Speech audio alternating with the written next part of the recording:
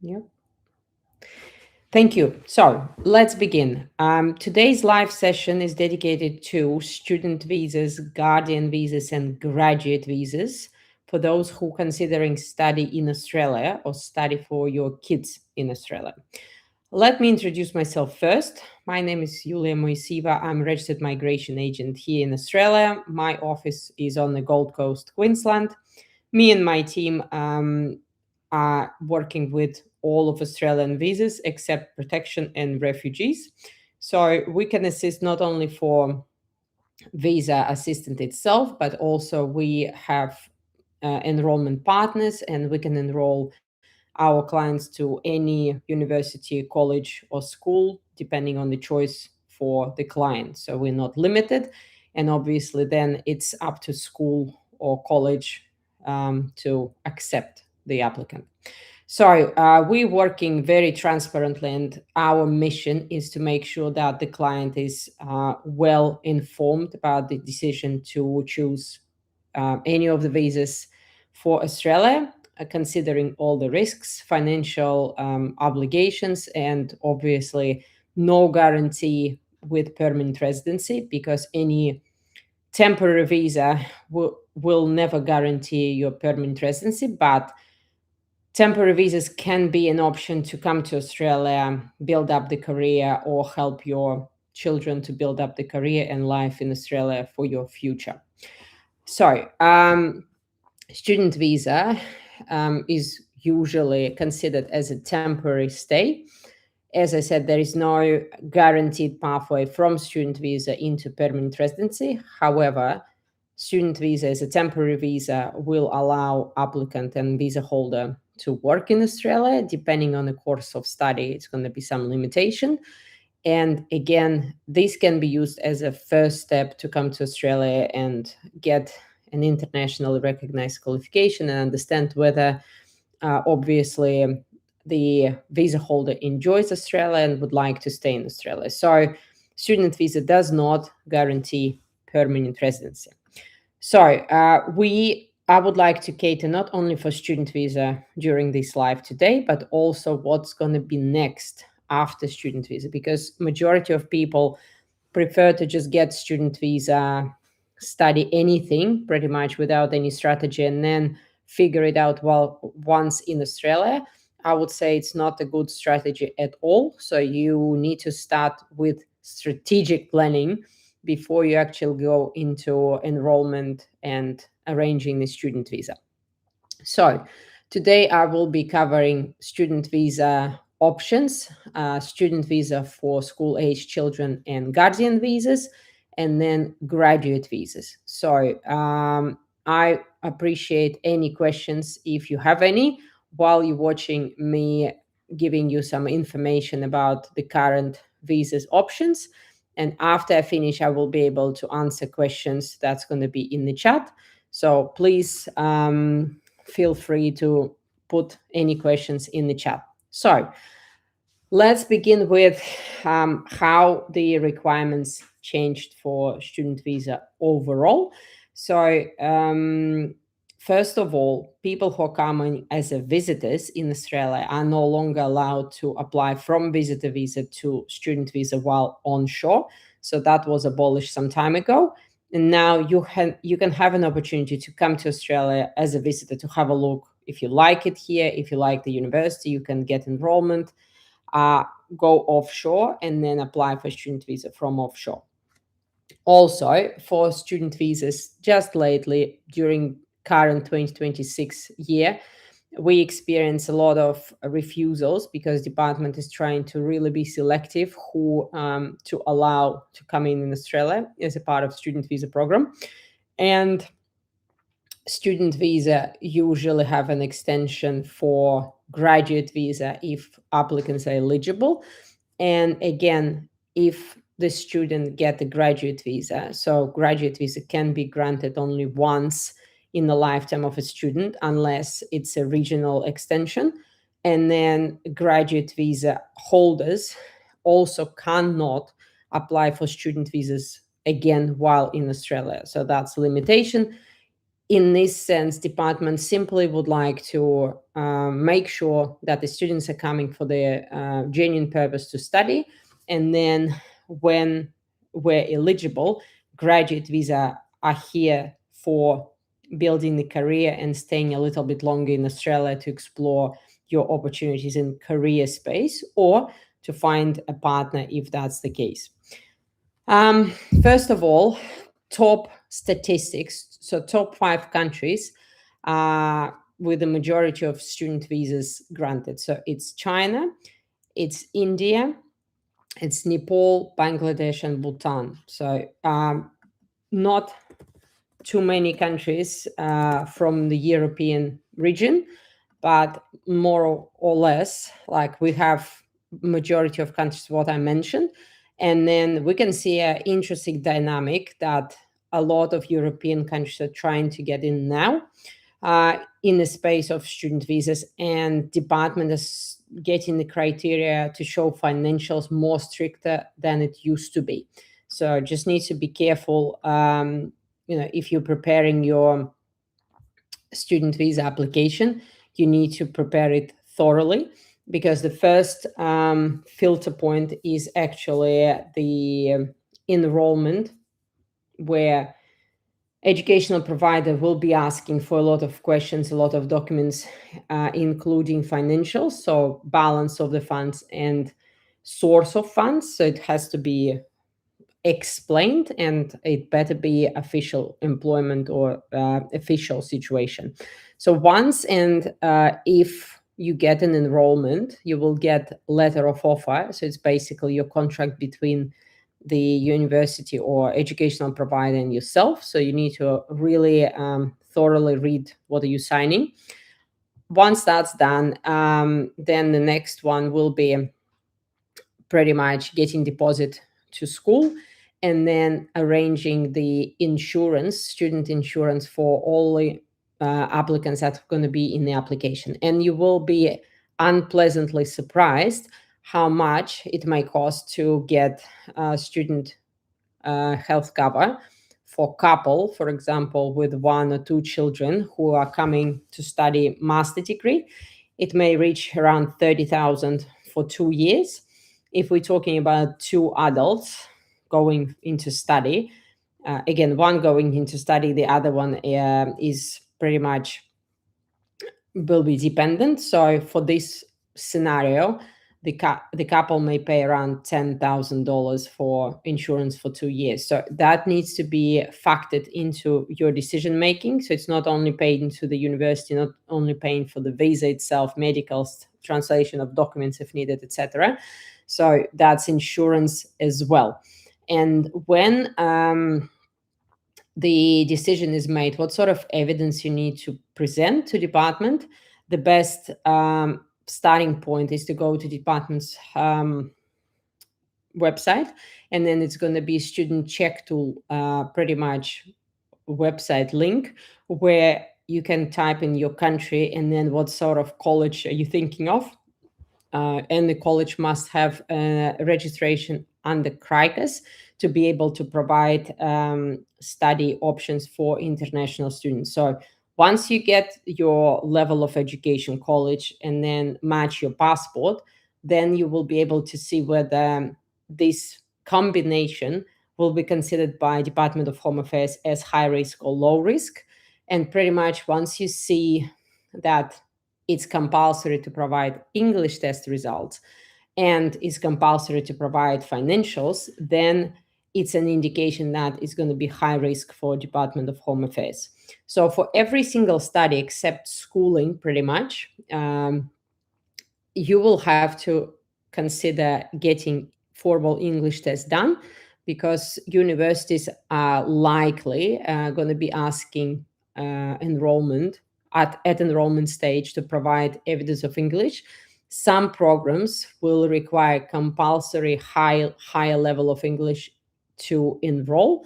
For example, it is nursing, teaching, social work, as an example. So you need to be familiar what's going to be requirements for that program, then comply with that requirement. And also have a look where the Department of Home Affairs will be setting up their own requirements for the applicant to satisfy financials and English. So, in general, we have the following stream of student visas. ELICA's course, it's an English course where a majority of successful applicants are coming after school. So they have no clear migration background or profile, and they simply may consider having a gap year to learn English and at the same time understand whether and what they would like to study next. So ELICAS is specifically designed for people to fill that gap. And then ELICAS may contain general English as a starting point. And then we have English for academic purpose blocks of study to basically get your English to the correct level to enter study at vocational level or university level.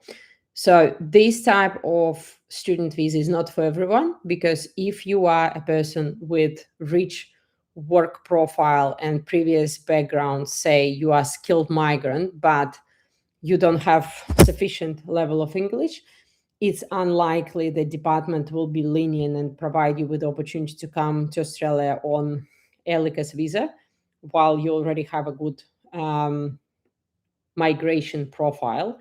So just bear in mind that department is very careful on ELICA's level of student visa, and they mainly decide on economical factors as well.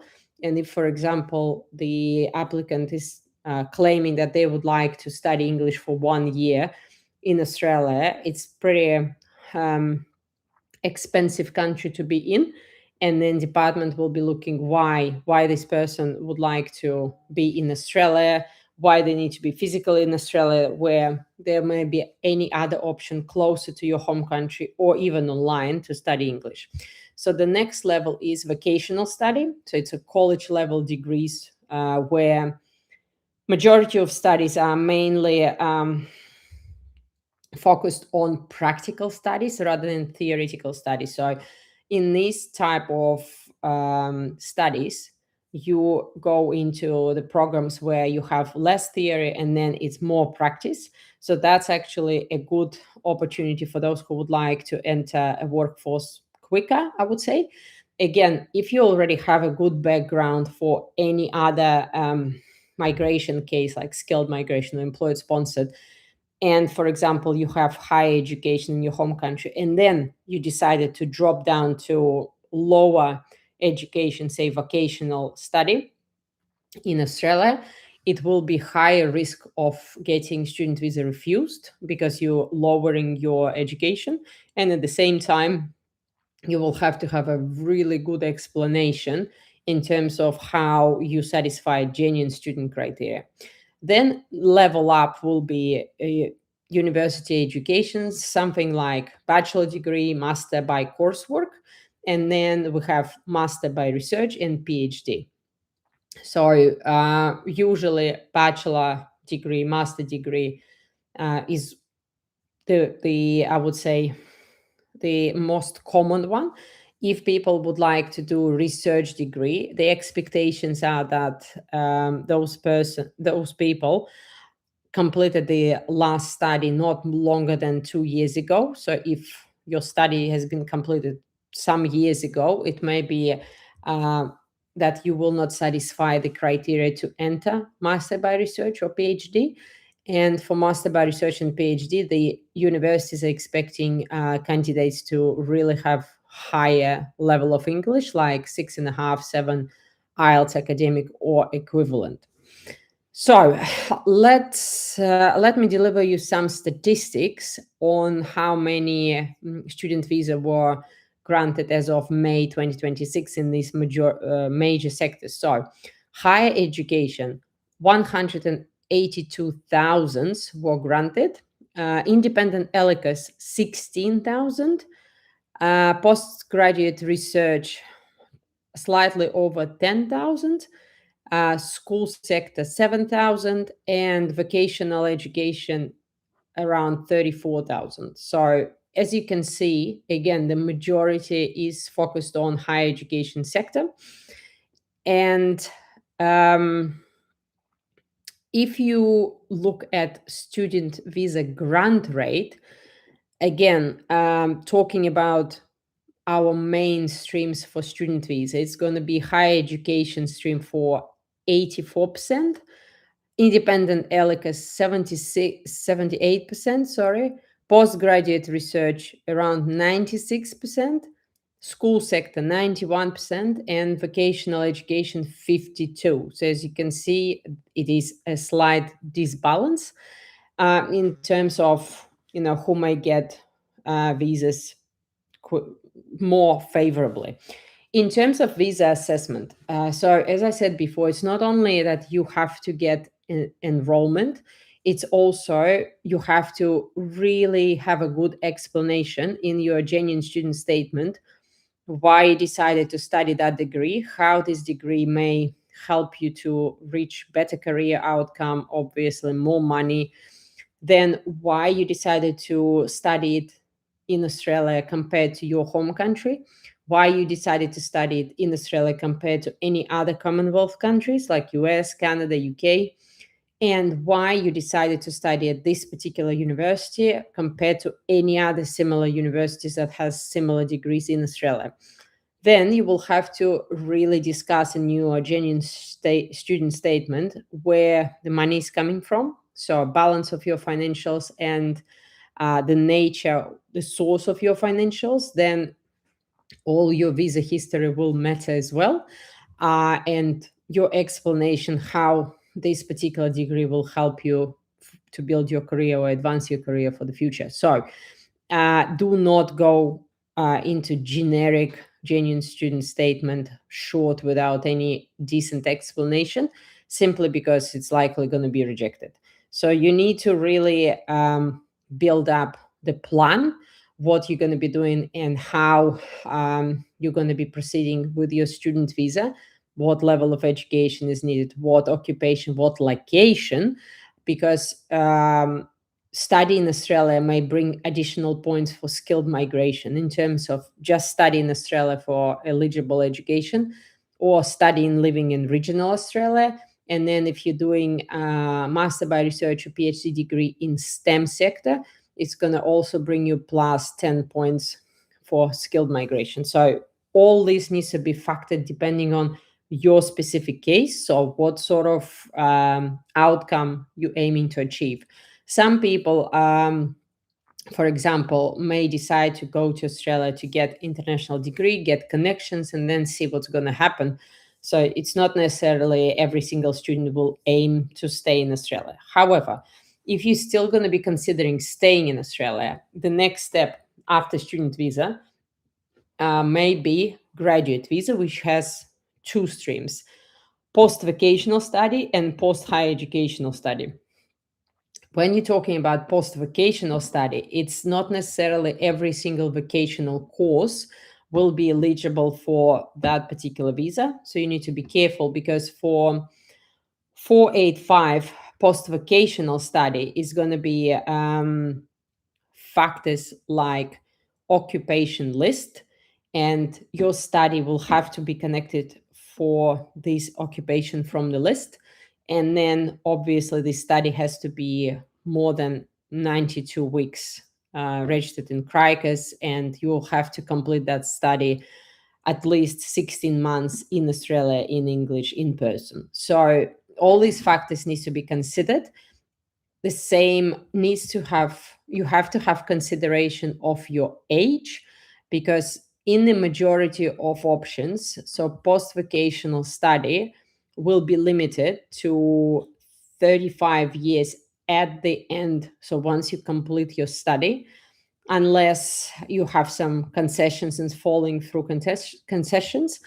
Again, the duration of graduate visa post-vocational is usually up to 18 months. So it's not a lot of time to basically progress through your career. Except Hong Kong and British citizens, they may have this visa up to 5 years. So when you're going to be looking at the first very step to consider student visa, don't forget that it's not only student visa you need to consider full picture, what's going to be your strategy, and then what's going to be next steps. So another 485 visa, it's post higher education stream, where if the applicants will again complete eligible study at bachelor, master by coursework, master by research, or PhD, registered for at least 82 weeks in Kyrgyz and completed within 16 months in Australia, then you will be able to consider this higher education stream. If in normal scenario, you're completing bachelor and master by coursework, again, the age limitation will be 35, 35 years of age at time of you completing the study, unless you're going to be citizen of Hong Kong or British national.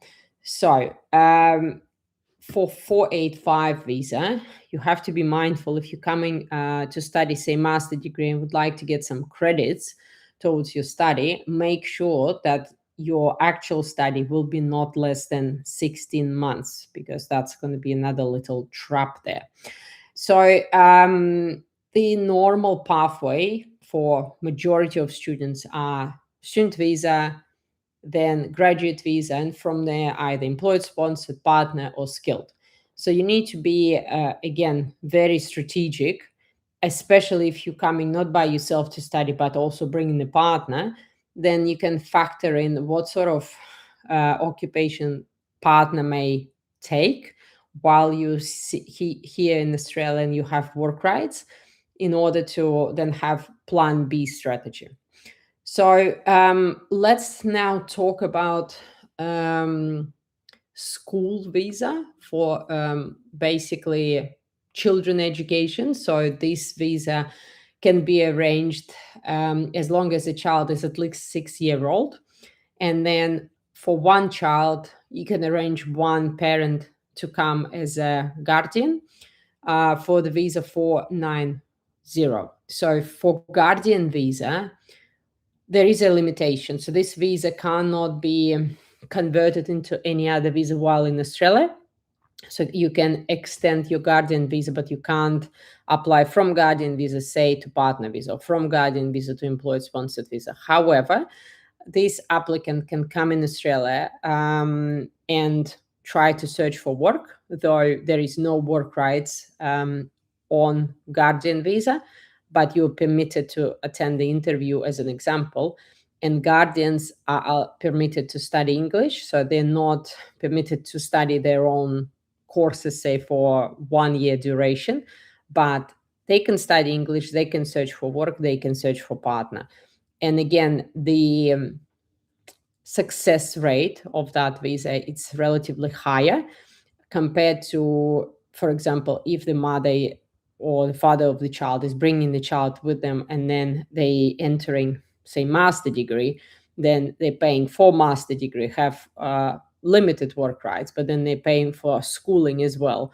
While if, for example, parent is coming with a child, and if the parent has their own income overseas, then it's pretty much permitted if the parents stay here and explore the other opportunities.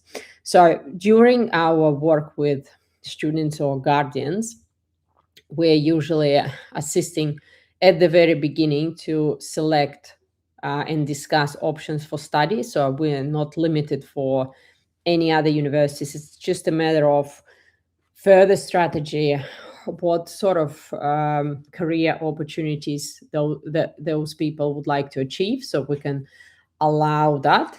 And if you would like to have a free assessment, you can get the link in the comment and submit your case, and we will be looking at it and give you some preliminary information.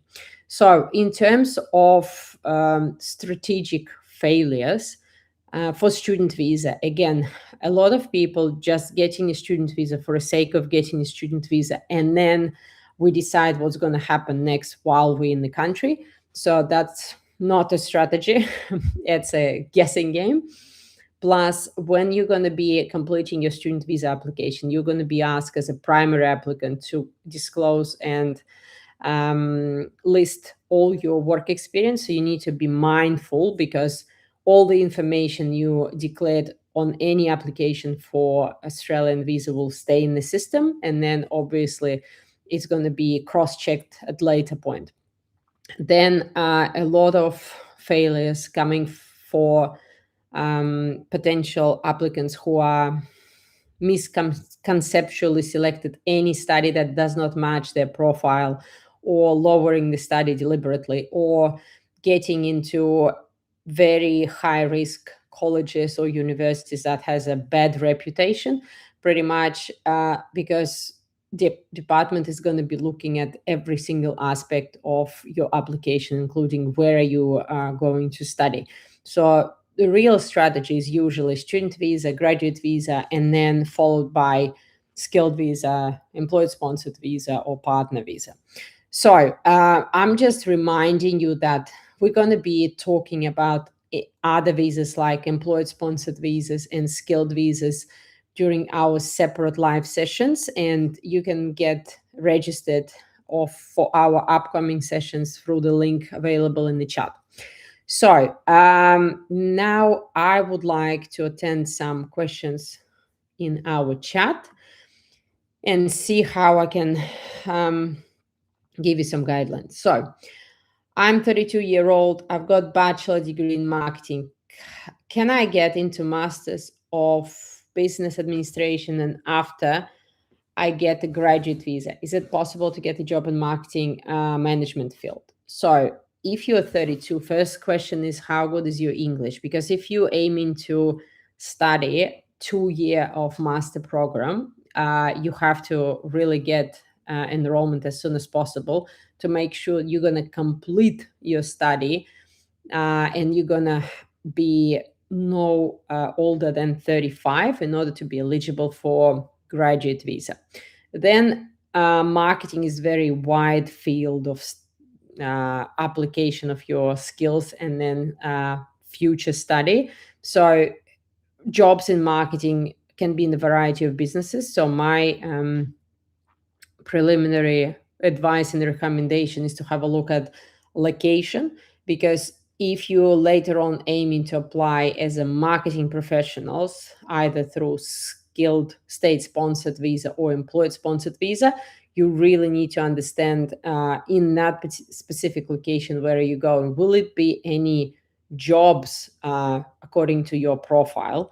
So, and then you will have to really consider what sort of university would you like to enroll into, because some people may be a fan of prestigious university just for the sake of having a nice line in the resume and exploring more contacts and networking opportunities. Others, for example, may decide, okay, I will go budget university instead, but it's then going to be in your own hands how to deal with your employment, and then it's going to be more effort to get employment and connections and everything. So just pay attention to a variety of factors before you make any choice for any study in Australia.